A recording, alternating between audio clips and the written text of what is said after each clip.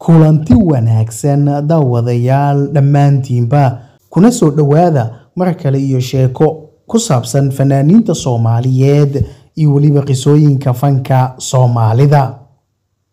maanta qisadeena waxaynu ku soo qaadanaynaa fanaanada weyn allaha u naxariiste Faadumo Cali Jaamac oo loo yaqiinay Faadumo Nkrumah.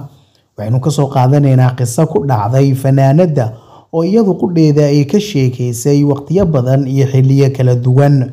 qisadaasi oo in badan dadka Soomaaliyeed ee xilligaasi la socday ay u kala sheegaan qaabab kala duwan, ayaa haddana fanaanada siday u sheegtay ayaynu inaga u qaadanaynaa. Faadumo Cali Jaamac Nkrumah waxa ay ka mid ahayd fanaaniintii Soomaaliyeed ee iyagu soo bilaabay fanka cusub ee Soomaalida. 1964 ayay magaalada Muqdisho ka soo gashay fanka Soomaalida. waxay ahayd fanaanad cod tolmoon oo hibo Ilaahay u siiyay, walibana hab soo gudbinta iyo qaab masraxiyeedkeeda waxay ahaayeen kuwo ilaa iminka aad iyo aad loogaga daba dhacay. Faadumo waxay ka mid ahayd ciidamadii xoogga dalka Soomaaliyeed. waxay ahayd gabadh askariyad ah oo u dhaaratay inay dalkeeda iyo dadkeeda difaacdo. fanaanad cod dahabi leh, fanaanad qoobka cayaarka iyo waliba daansiga ku fiican.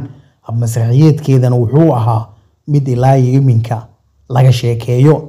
haddaba qisada fanaanada ku dhacday ayaa waxa ay tahay xilliyadii dagaaladii sokeeye ee Soomaaliya 1991 ay ka dhaceen.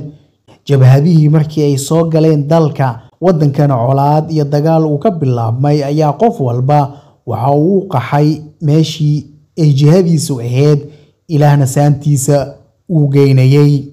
haddaba Faadumo Cali Jaamac Nkrumah iyadu Ilaahay u siiyay jaanis inay tagto wadanka Canada qaxootinimana ka hesho, ayaa iyadu halkaasi waxaa ku qabsatay qiso cajiib ah oo ilaa iminka laga sheekeeyo. fanaanada ayaa waxaa soo wajahay go'aan adag oo waliba ah mid si ay ugaga baxsato ama ay u qaadato ay aqoonso weysay.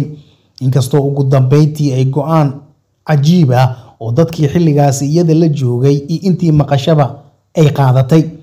fanaanada ayaa markii ay Canada tagtay qaxootinimana ka heshay ayaa waxa ay damacday inay dacwo sameyso. walaalkeed iyada la dhashay ku aabo ku hooyaa oo isaga colaadii Soomaaliya wali jooga iyo waliba ninkeedii ayaa iyadu waxa u soo baxay sidii iyo ninkeedii oo isagana inay u dacwooto ay qasab tahay. haddaba fanaanada ayaa tala ku cadaatay. waxa ay sameyso ayay fahmi weysay, meel ay u dhaqaaqdo been jihada ayay garan weysay. ma walaalkeed iyada la dhashay oo dhiigeeda ayay u dacwootaa, mise ninka iyada qaba ee biritaba laga yaabo inuu ka tago ayay u dacwootaa. Faadumo in muddo ayay ku qaadatay go'aankaasi inay gedgediso. ugu dambeystina waxa ay go'aan ku gaartay in ay walaalkeed si alla sidii ay ku soo wadi lahayd ku soo wado, ninkeedana ay u dacwooto.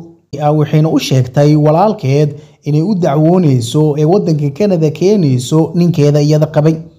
isagana waxay u sheegtay in haddii ay awood u hesho ay u iibin doonto leen ama si kale ay ku soo wadi doonto.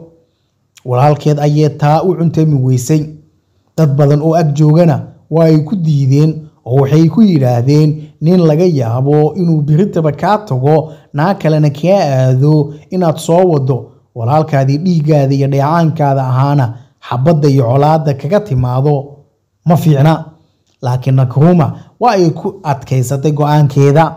sida aynu ka soo xiganay Faadumo Cali Jaamac waraysiyo ay bixisana waxa ay sheegtay in go'aankaasi Ilaahay uu ku waafajiyay, ninkeedii u dacwootay wadanka Canada ay keentay.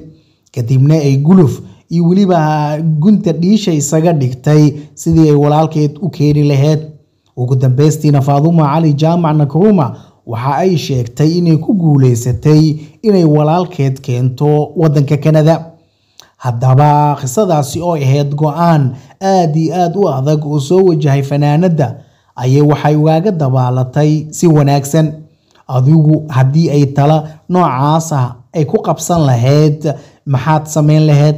ma walaalka dhiigaada iyo dheecaankaada ah ayaad u dacwoon lahayd oo aad keeni lahayd mise ninkaada adiga ku qaba intaas aynu kusoo gabagabaynaynaa qisadeena maanta ku dhacday fanaanadeeni weynad Allah u naxariistee Faaduma Cali Jaamac Nkrumah barnaamij caynkan oo kala ah intaynu dib dambe ugu kulmi doono waxaynu idinkaga tageynaa nabaadiina nooli kulanti iyo amaana Allah